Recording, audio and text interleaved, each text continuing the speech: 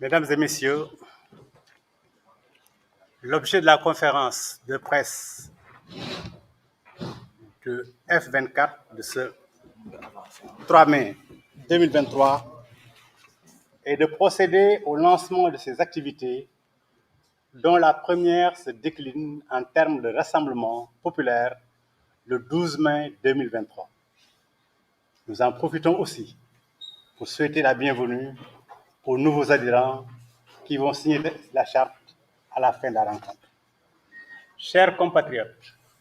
le Sénégal est à la croisée des chemins. La gravité du moment interpelle tout citoyen, soucieux de la préservation de la démocratie et de la paix. À l'heure où nous tenons cette conférence de presse, les journalistes se mobilisent à la maison Babacar Touré pour faire respecter la liberté de presse rudement éprouvée au Sénégal. Les journalistes embastillés y ont trouvé Cheikh Oumar Diagne, Abdou Karim Gueye, Mortala Gaye alias Nitoff, Bassirou Diomaye Faye, Hannibal Djim et tant d'autres, dont le seul tort a été d'exprimer une opinion contraire à celle du pouvoir. Le F24 remercie et encourage les journalistes, hommes politiques, chroniqueurs, intellectuels et les citoyens à poursuivre inlassablement les interventions médiatiques et privées tendant à rétablir la vérité et à défendre la démocratie sénégalaise. Durant le rassemblement du 12 et à partir de cette date, il s'agira pour le F24 de se construire en une force dissuasive, rassemblant les citoyens autour de la vérité pour la préservation de la paix. Notre objectif est de persuader les Sénégalais que c'est seulement en consacrant le triomphe de la vérité, conformément aux enseignements de nos religions et de nos traditions, qu'on parviendra à stabiliser une paix durable dans ce pays, à préserver notre harmonie ethnico-religieuse et à améliorer les conditions de notre vivre ensemble. Notre mission est d'amener les Sénégalais à nous rejoindre de plus en plus nombreux, en ayant fini de comprendre que pendant 11 ans, M. Macky Sall n'a cessé de faire des promesses sans les tenir, qu'il n'a cessé de chercher à nous manipuler, nous intimider, nous sanctionner injustement et de nous en imposer. Par des actions pacifiques et légales, nous allons montrer à Macky Sall et au monde entier que notre maturité démocratique ne se réduit pas seulement à sanctionner négativement les élus déméritants au soir d'un scrutin. À cet effet, il s'agira de déconstruire le discours captieux des apologistes de l'aventure du chaos, de battre en brèche les arguties et contre-vérités de ceux qui veulent par exemple, nous faire admettre que M. Macky Sall doit présenter sa candidature pour un troisième mandat. Il est important de rappeler que le F24 est né au terme d'un long processus de concertation, suscitant un grand espoir auprès des citoyens et un engouement certain de la part des acteurs impliqués. La charte signée par les membres engage ces derniers à s'opposer à la candidature illégale et illégitime à un troisième mandat de M. Macky Sall, à réclamer la suppression des articles et artifices juridico-politiques constituant des entraves à l'éligibilité de candidats, la libération des titres politiques et l'organisation d'une élection présidentielle inclusive, apaisée et transparente en février 2024. Dans ce cadre, le F24 invite les Sénégalais et les Sénégalaises et les Sénégalais, soucieux de la préservation de la liberté, à préparer minutieusement, méticuleusement, le grand rassemblement pacifique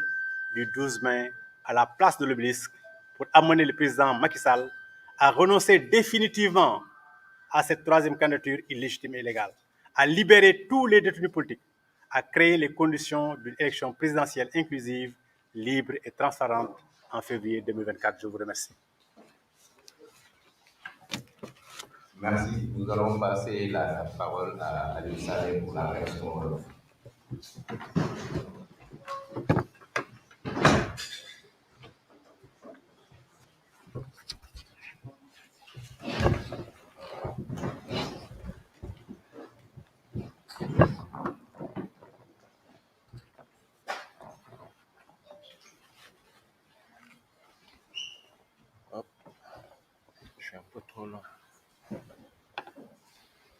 Allô, c'est un peu loin, non? Ou bien c'est bon? C'est bon. Ok. Oui, ça marche.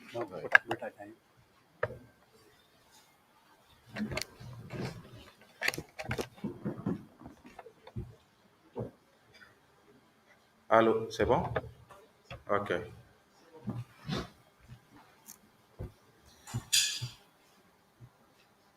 Bon, j'ai un peu le stress parce que soo c'est bu ñu jox wolof la pour mu kii ko quoi. Ba amee ñu mel ni ñoom daw da ngay nekk fi di déglu c'est un peu compliqué mais on va essayer. Mbokk yi conférence de presse bi force vive du Sénégal di amal tey jii nii li ko sabab mooy lancement wu mobilisation bu mag benn ndaje bu mag a mag bi nga xamante ni peuple sénégalais mu ngi koy dëgmal ci le vendredi 12 mai 2023 incha allah fële ci place de la nation. dañuy profiter rek ci jotaay bi pour jaajëfal bépp sénégalais yi nga xamante ni yu fasanti ko tey ñu ngi toll ci lu tolloog téeméer ak ñetti fukk organisation ak ay personnalité indépendante yi nga xamante ni signé nañu chartu F24 ne ni bokk nañ ci sénégalais yi nga xamante ni ci fiñ ci toll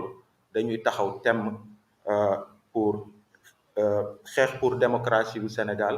xeex pour ak yelleefu doomu aadama ci Sénégal mais surtout pour jóg taxaw ne ni troisième candidature du fi amee. mbokk yi Sénégal dafa toll ci ay guddi yu jafe mooy li tubaab yi di duppee nous sommes à la croisée des chemins te loolu dafa laaj taxawaay bu dëgër venant de toutes les filles et de tous les filles de ce pays. ci jamono ji ñuy amal conférence de presse bi àdduna wërngal këpp ngi célébrer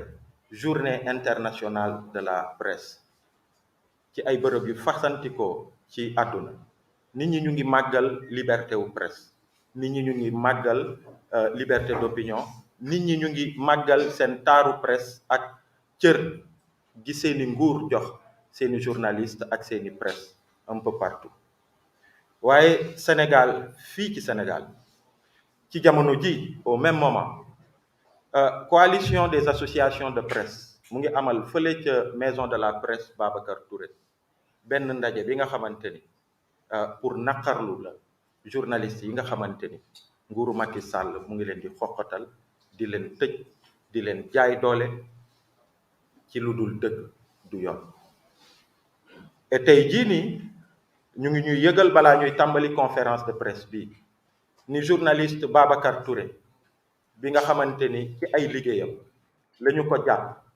di ko enquête ay retour de parquet yu dul jeex tey jii nii jàkkaarloo na ak juge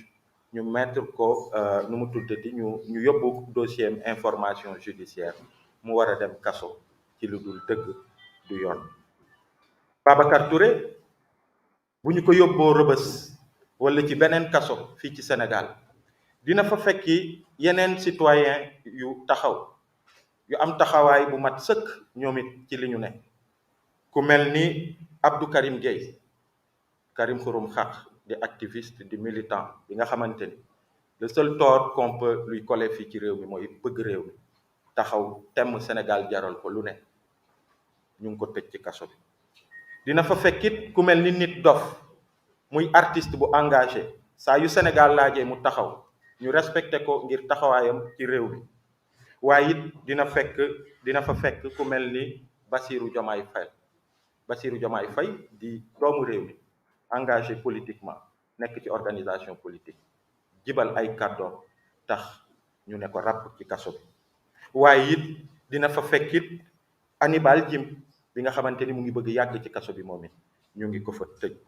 ak tant d'autres citoyens tey jii nii lu toll na ci ay téeméeru citoyens yi nga xamante ni ay détenus d'opinion lañu ay détenus politiques lañu Macky Sall ak nguuram mu ngi leen xañ jant bi ci lu dul dëgg du yoon. F24 mu ngi jaajëfal di encourager journalistes yi di encourager chroniqueurs yi waaye it di encourager intellectuels yi ak bépp aji bëgg réew bi nga xamante ni mu ngi xeex bés bu yàlla sàkk ci ay intervention médiatique am waaye it ci ay jéego yi muy teg pour que dëgg mu sax ci réew mi pour aar suñu démocratie. bu ñu jógee rassemblement bi ñuy dëgmal incha allah vendredi 12 mai 2023 fële ca place de la nation bi nga xamante ni am na symbolique ndax gis ngeen en 2011 2012 ñi ne ci nguur gi tey àndoon nañu ak ñu bëri ci ñun ñu def fa ay rassemblement yu bëri contre la troisième candidature de Abdoulaye Wade ñoom ay kaddu yuñ fa am ñu ngi ci ay vidéo tey ñu ngi koy seetaan waaye président Macky Sall ci jëm boppam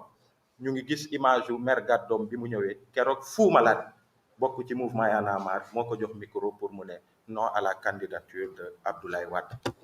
donc ca place de la nation boobu ci la ñuy lancé démarrage yu plan d'action wu force vive du Sénégal bi nga xamante ni dina tàmbali ay activités ay manifestations ay mots d'ordre yu fasantikoo yi nga xamante ni ñu ngi woo peuple bi pour que mu déglu saay su ne ak jamono ju ne li mu laaj ci ay activités incha allah F24 dina ko amal te dina ko fësal pour que Sénégal yépp ànd ci pour que ñu tabax benn force comme ni ko turam ni muy wuyoo turam force 24 benn force citoyenne bi nga xamante ni li koy lal rek mooy xeex pour que dëgg pour que jàmm sax ci Sénégal waaye jàmm ji nga xamante ni day lalu ci dëgg liñ ci mbëbët nag mooy fexe ba sénégalais yi xam ni ci suñuy taarix ci suñuy maam taxawaay yiñ fi amoon ci suñu aada suñu culture bañ jom ak dëggal jubal waaye it ci suñuy diine sax yi fi ne ak suñu yenn maam yi nga xamante ni muy catholique di chrétien am nañ fi taxawaay am taxawaay ci dëgg ñu xam ni li war a mën a saxal dëgg rek ci réew mi mooy li war a mën a saxal jàmm ci réew mi mooy dëgg incha allah loolu dinañ ci taxaw F24 dina ci taxaw avec toutes les forces vives du Sénégal pour que Macky Sall jeex na léegi peuple sénégalais di ko subir ay digle yi nga xamante ni du ko respecté mukk waaye di continuer di subir ay manipulation ay lal ay dëgg sërëx yi nga xamante ni ci 11 ans yi da koy dee lal à chaque fois et à chaque fois peuple sénégalais moom mooy doon victime waaye que président Macky Sall mu xam ne intimidation yi jeex na peuple sénégalais dootul subir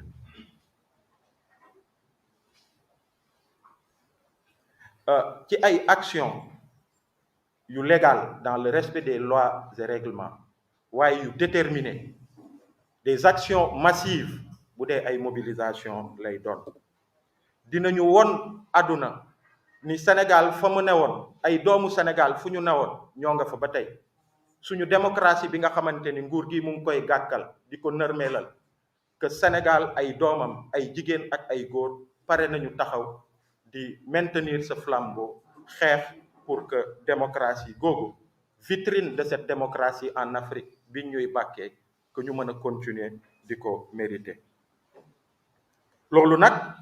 pour que ñu mën ko dinañu fexe ba ci suñuy action waaye suñuy kaddu à travers organisation yi nekk ci F24 personnalité indépendante yu nekk F24 à travers sénégalais yu nekk ci seeni kër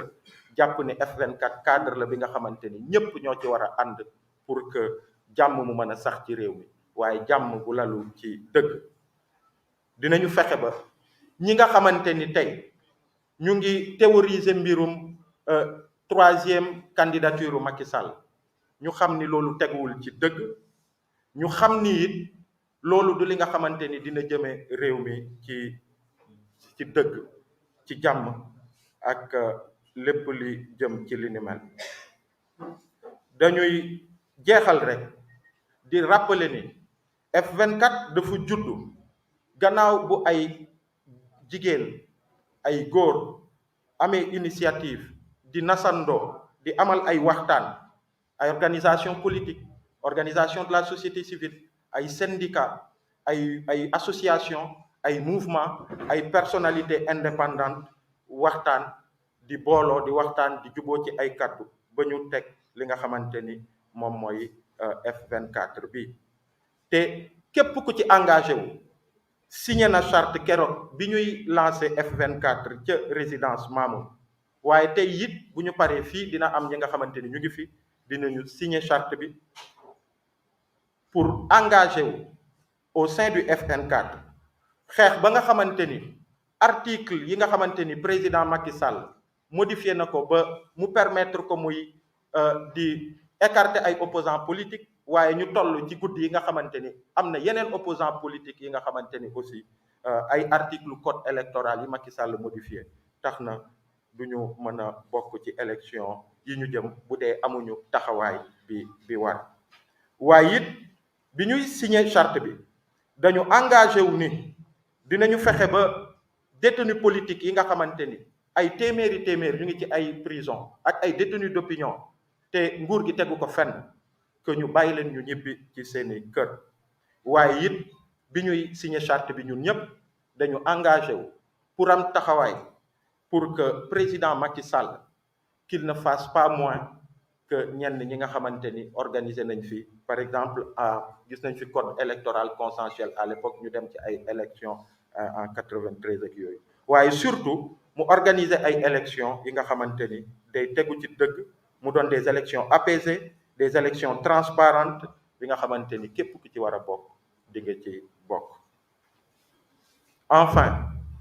damay feddaliwaat woote bi nga xamante ni F24 mu ngi koy woote di woo bépp sénégalais bi nga xamante ni jàpp nga ni suñu démocratie mu ngi nërmeelu ak suñu constitution bi nga xamante ni mooy suñu charte fondamentale bi ñu boole ñun ñëpp mu tënk ni 3e candidature munu fi ne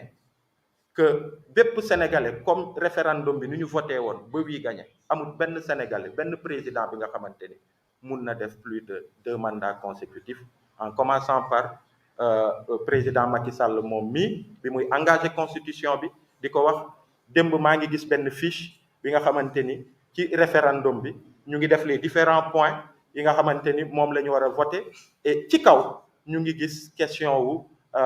candidature bi et il était clair que à partir de réforme boobu que nul n'a le droit de briguer plus de 2 candidatures commençant par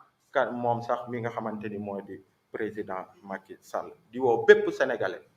incha allah le 12 à la place de la nation bu 15 heures jotee rassemblement bu historique la ñu bëgg a am keroog rassemblement bi nga xamante ni ay jigéen yu am taxawaay ay góor yu am taxawaay waaye it ay ndaw yu am taxawaay ñëw keroog mu doon tàmbaliwu quelque chose de très fort gis nañ fi M23